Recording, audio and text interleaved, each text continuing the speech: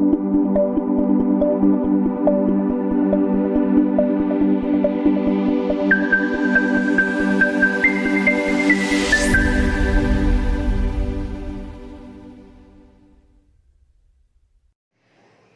Morning सभी को। आप लोग उम्मीद करते हैं स्वस्थ होंगे। तो देखिए, हम लोगों का जो है आज बहुत ही करंट जो मुद्दा है कल का, यानी राम जन्मभूमि का शिलान्यास हो चुका है।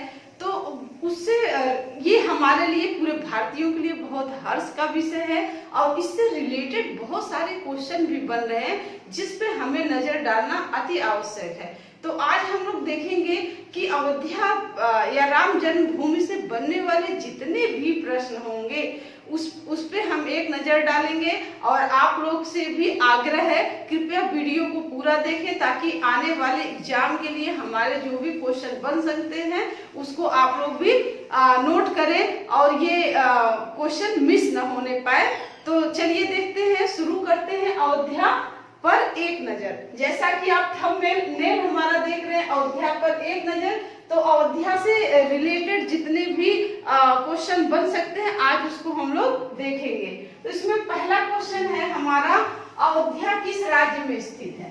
पहला एकदम सिंपल सा क्वेश्चन, अयोध्या किस राज्य में है? तो हम सभी लोग जानते हैं अयोध्या उत्तर प्रदेश में है। किस राज्य में है? उत्तर प्रदेश में है। अब देखिए दूसरा जो हमारा क्वेश्चन बन रहा है, अयोध्या किस नदी के किनारे स्थित है?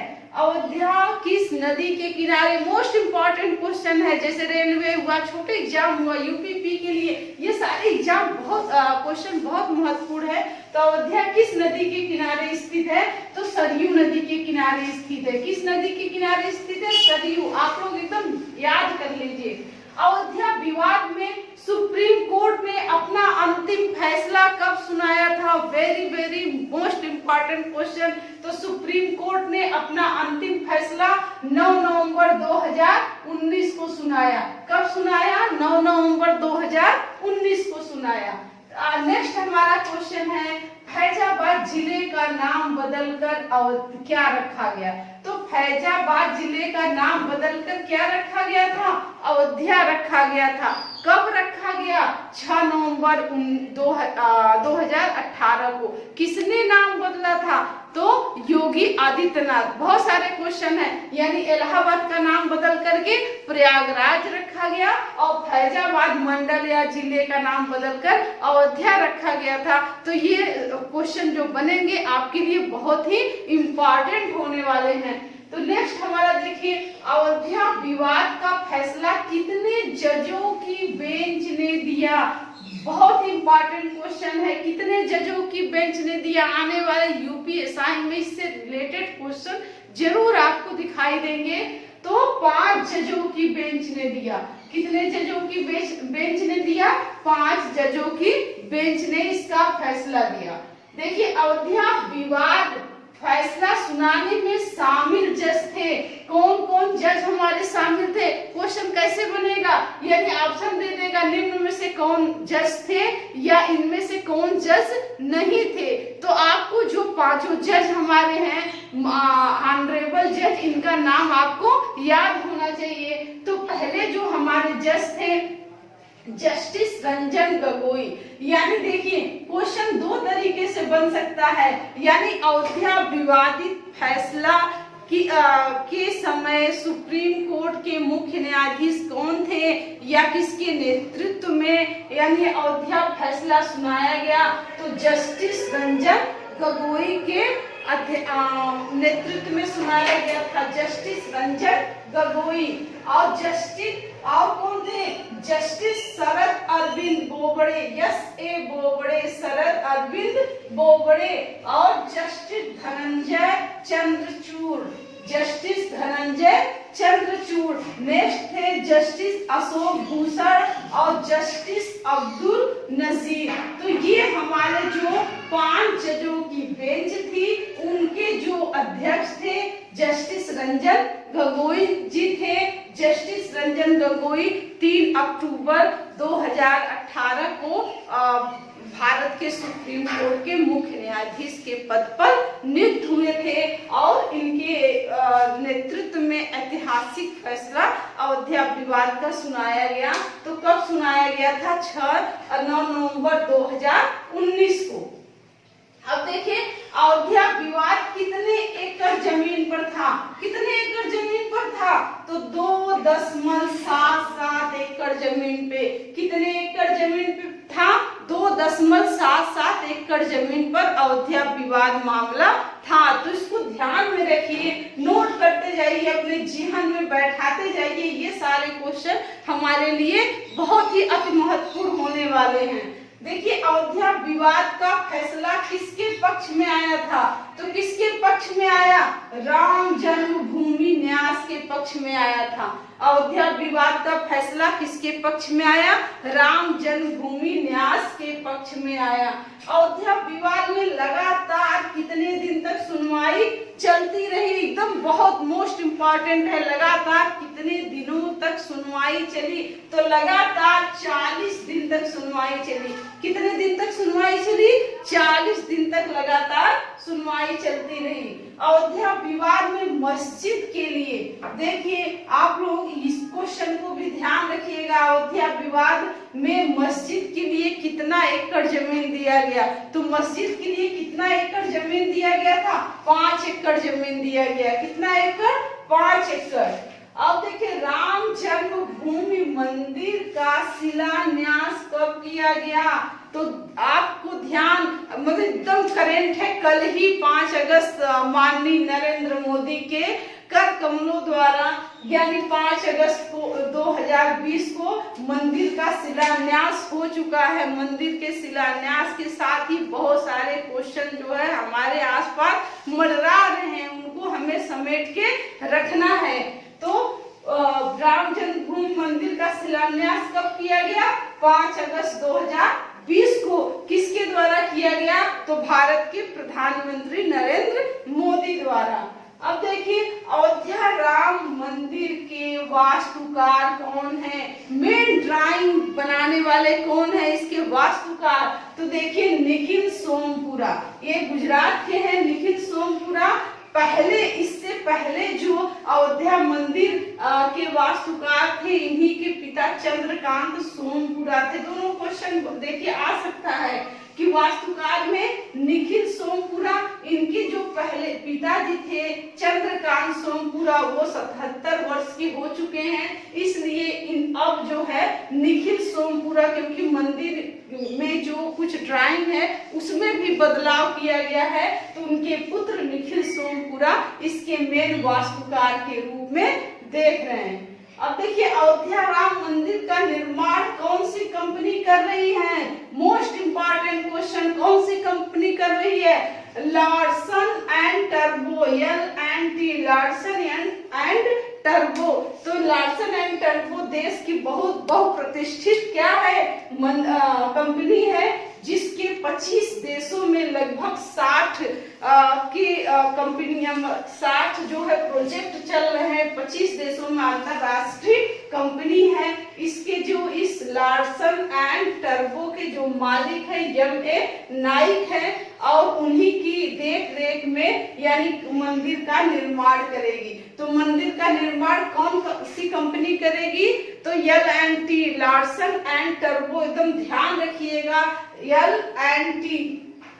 नेक्स्ट क्वेश्चन हमारा बन रहा है अयोध्या राम मंदिर की ऊंचाई कितनी होगी? ऊंचाई पूछा है तो 161 फीट। जो नक्शा हमारा पास होने वाला है, बन चुका है, उस नक्शे के अनुसार जो है अयोध्या जो मंदिर है उसकी ऊंचाई 161 फीट रखी गई है। वहीं पे हम लोग इसकी चौड़ाई भी देख लेते हैं। चौड़ाई 235 फीट और लंबाई 360 फीट रखी गई है। तो ये अयोध्या मंदिर की ऊंचाई, लंबाई और चौड़ाई हो गई। ऊंचाई पूछेगा 161 फीट, चौड़ाई 235 फीट और लंबाई 360 फीट रखी गई है।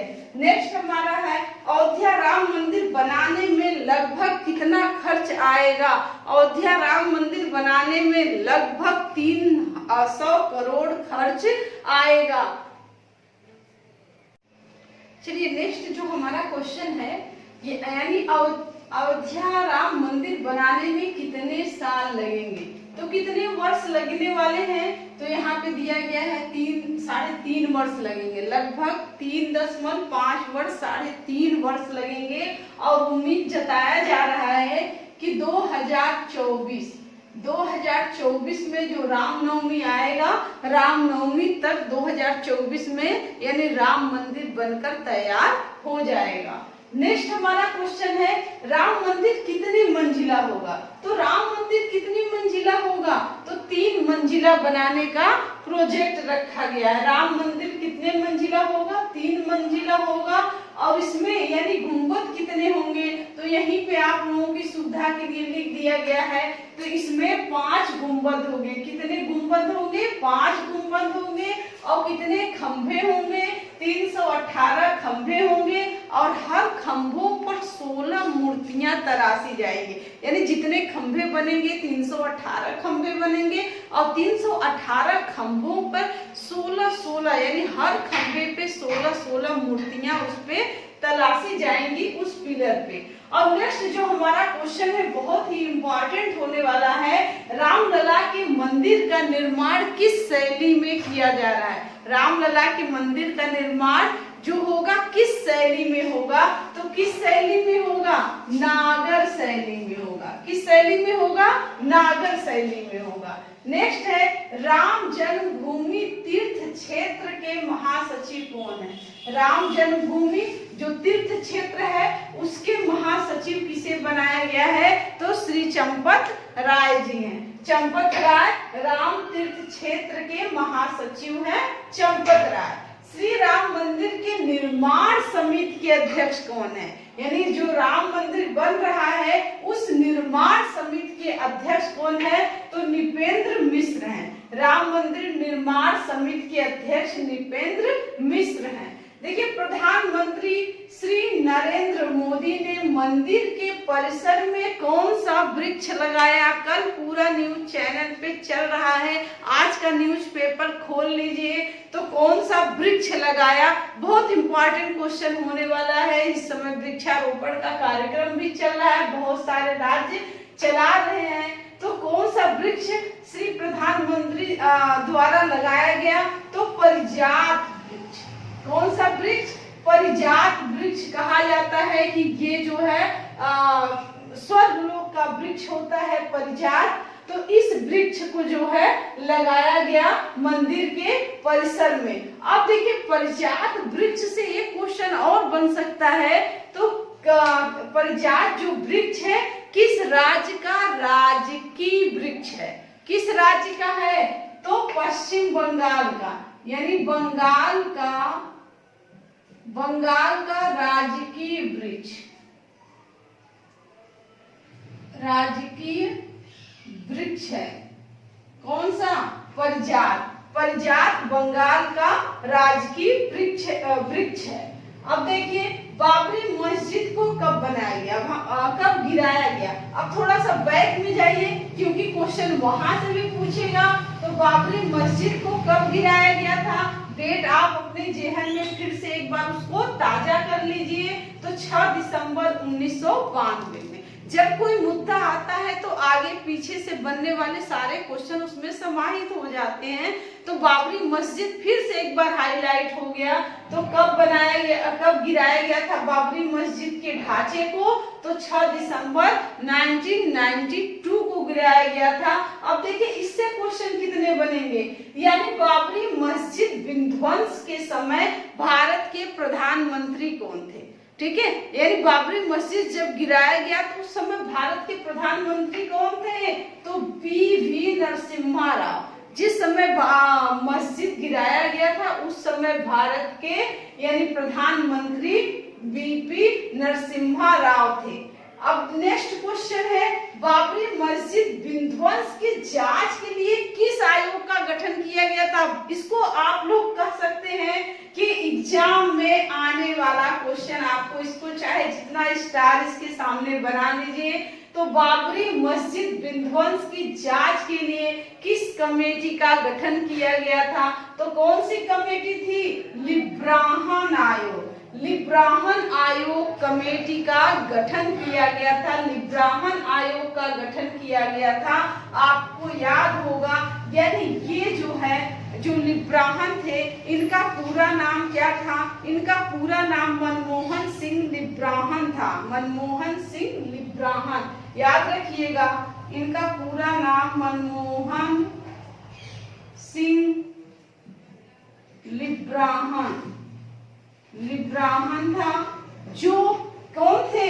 यानी सर्वोच्च न्यायालय के रिटायर मुख्य न्यायाधीश थे।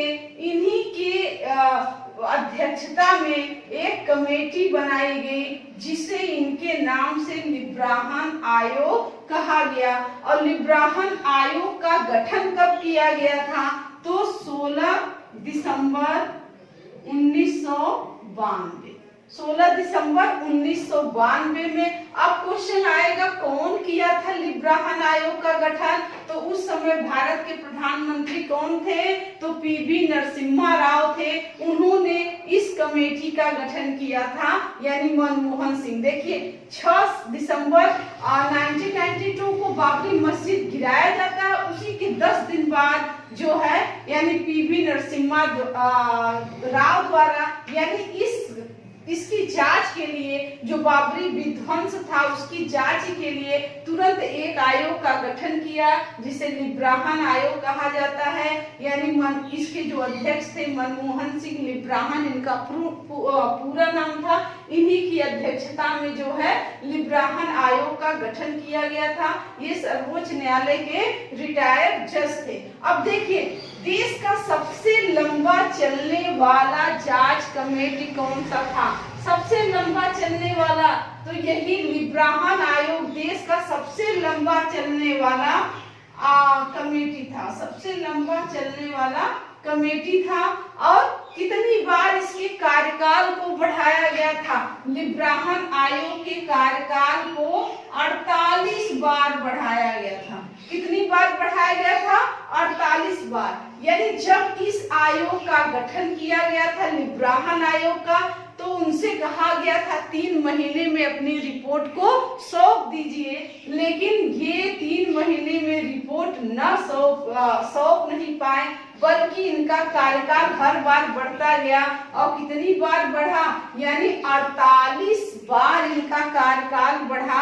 यानी लगभग ये 17 वर्षों तक चलने वाला केस था। 17 वर्षों तक ये जो है चलता था। इतना लंबा कार्यकाल, लंबा कमेटी अभी तक जो लिब्राहन आयोग कमेटी थी, जो 17 वर्षों तक चला।